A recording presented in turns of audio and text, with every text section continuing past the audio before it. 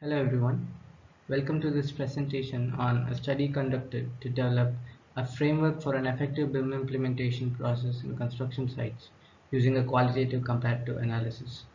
The authors of this study are myself, Devendran Rajendran, a research scholar, and Dr. Ashwin Mahalingam, a professor from the Department of Civil Engineering, Indian Institute of Technology, Madras, India.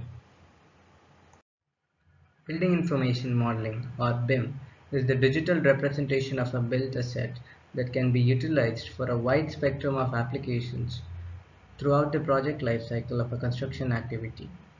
BIM was introduced as a cure to the construction industry, plagued with cost overruns, schedule delays, quality defects, and most importantly, high risks. When it comes to adoption of emerging technologies, the construction industry has always been relatively slow, and so is the case for BIM adoption as well. Developing countries in particular are still in the experimental phase exploring the potential benefits of BIM. Although more and more projects are getting a BIM mandate from the client, it has been observed that the BIM adoption among contractors is significantly low when compared to other stakeholders. There are a series of challenges that have to be addressed to facilitate BIM adoption.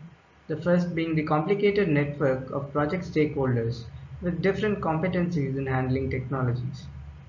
Organizations are currently facing more non-technical issues such as managerial and functional issues as opposed to technical issues in implementing a new technology. In short, there is a resistance to change from conventional practices by a labor-intensive industry that is centuries old. In Indian context, let me just take a moment to emphasize that although BIM has been well established by academia as an innovation with great potential to transform construction practices, there are very few documented studies on Indian construction industry with quantifiable benefits to the contractor. There is a lack of clarity in the process behind effective BIM implementation, which is potentially inhibiting the contractors from adopting BIM. Although there are a few established frameworks that can guide contractors to enable effective BIM implementation, it may not work unless we understand the current process behind BIM adoption at construction sites. There are a few variables that govern the process of effective BIM delivery, and the objective of this study is to identify the causal combination of these process variables that could lead to effective BIM delivery by using a synthesized framework through detailed case studies on Indian construction sites. The framework that has been illustrated in this slide consists of key process variables synthesized from the literature review, which is then categorized and restructured based on the recommendations of ISO 19650 Information Management using BIM, and have also been backed up by discussions with experts in this field. This framework consists of key process variables that influence the outcome of effective BIM delivery and their indicators, which are their corresponding attributes or characteristics. The key process variables identified are employer requirements, delivery planning, collaboration, team capability and capacity, and finally information exchange. In order to address this research objective of identifying causal combinations of process variables, the methodology draws upon a comparative research technique and an analytical tool named Qualitative Comparative Analysis, or QCA, developed by Charles Regan. QCA integrates the best features of the case-oriented approach with the best features of the variable-oriented approach. There are quite a few studies that show that QCA is very effective in studying managerial issues related to processes and organizational structures. QCA methodology consists of a 7-step approach. The first step is to develop theoretical knowledge on the concepts in the research area, which was done with the help of the literature review on BIM at an industry level, organizational level, and construction phase level. The second step is to develop a research design that consists of cases, outcomes, and conditions of interest. Cases are nothing but the BIM applications at site, the outcome is the efficient delivery of BIM, and the conditions of interest are the process variables identified for the study. The third step involves development of case knowledge by means of case studies on Indian BIM projects identified and discussions with their BIM stakeholders. The analytical part of the QCA methodology consists of calibration, truth table formation, logical minimization, and interpretation, and these will be explained in the upcoming slides with the help of examples for better understanding. The three project sites identified for case studies are all executed by the same construction contractor company, which is in fact India's largest contractor company. The project sites have been identified after discussions with BIM managers and coordinators based on the following criteria.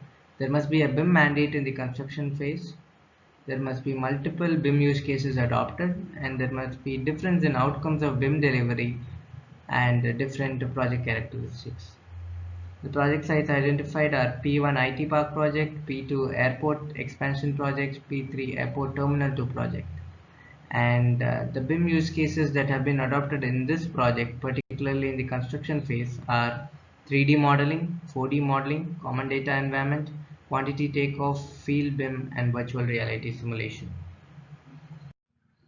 Project network models were developed to depict the inter-organizational and intra-organizational relationships between the stakeholders for the three projects identified.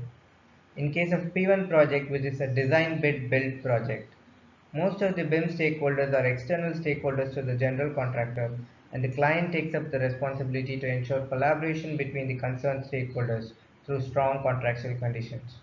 On the contrary, in case of P2 and P3 projects, which are EPC projects, most of the BIM stakeholders are internal stakeholders to the general contractor, and these stakeholders are fragmented by intra-organizational boundaries. The general contractor now has the responsibility of facilitating collaboration by establishing an organizational structure with relevant information exchange protocols, the absence of which will result in collaboration issues which are likely to show up during the calibration process.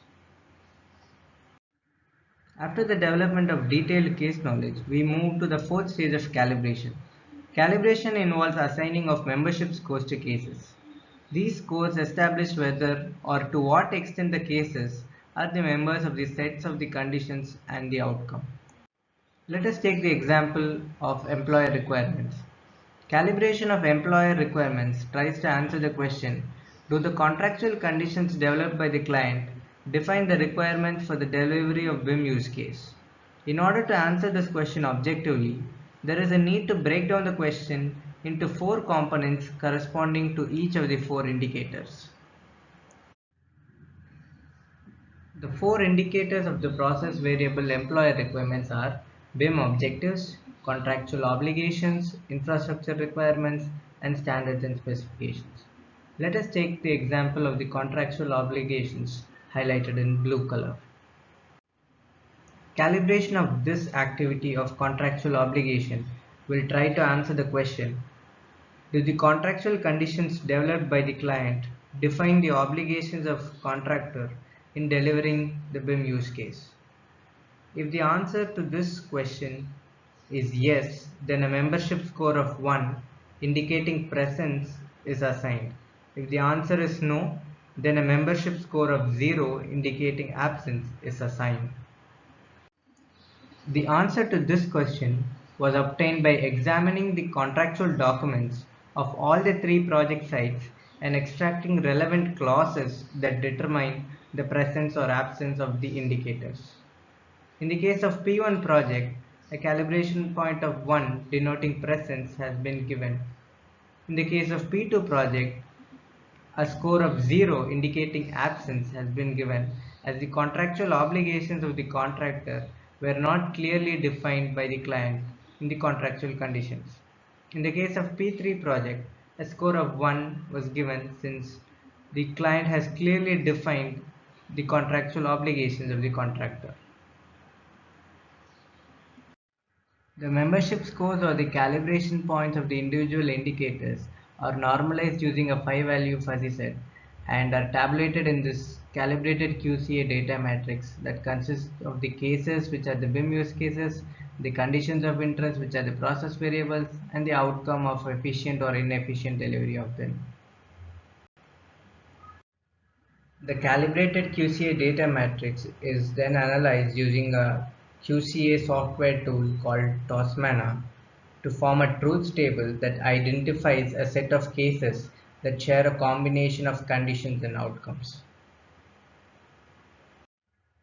The truth table is then logically minimized by a systematic comparison of the combination of conditions, thereby generating a minimal formula in terms of a Boolean notation, which is the end result of this QCA study.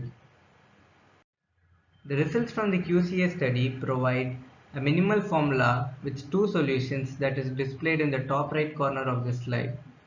These solutions are two combinations of process variables that will lead to the same desired outcome of an effective delivery of BIM. The difference between the two solutions is that the planning element of BIM delivery can either be driven through the employer requirements of the client or the delivery planning of the contractor. However, neither of these two variables alone are sufficient for the outcome and need the elements of collaboration and implementation as well. There needs to be a conjunctional causation of all three elements of the identified process variables, that is, planning, collaboration, and implementation combined together for the outcome of an effective BIM delivery. In contrast to the conventional scenario where the client is usually driving the BIM adoption, this QCA solution provides the client with the flexibility of playing a supporting role by allowing the contractor to spearhead the BIM delivery. This opens up a wide range of opportunities for a contractor to strategize a way forward to a new approach towards BIM delivery. Contractors can influence a BIM delivery by carrying forward the experience from previous BIM mandated projects into other projects where there is a lack of well-defined employer requirements from the client. Contractors can also focus on the adoption of BIM use cases, not just to merely address the contractual requirements, but also to address the complexities from a contractor's perspective, and thereby focus on a broad spectrum of BIM uses with derived benefits where there is an added scope that yields a return on investment. Contractors can also use this framework to assess the process aspects of ongoing projects and to identify areas to focus for continual improvement, thereby developing a mature and competent process management system for effective delivery of BIM in construction sites. And this brings us to the end of my presentation. I would like to thank you all for your time. Thank you.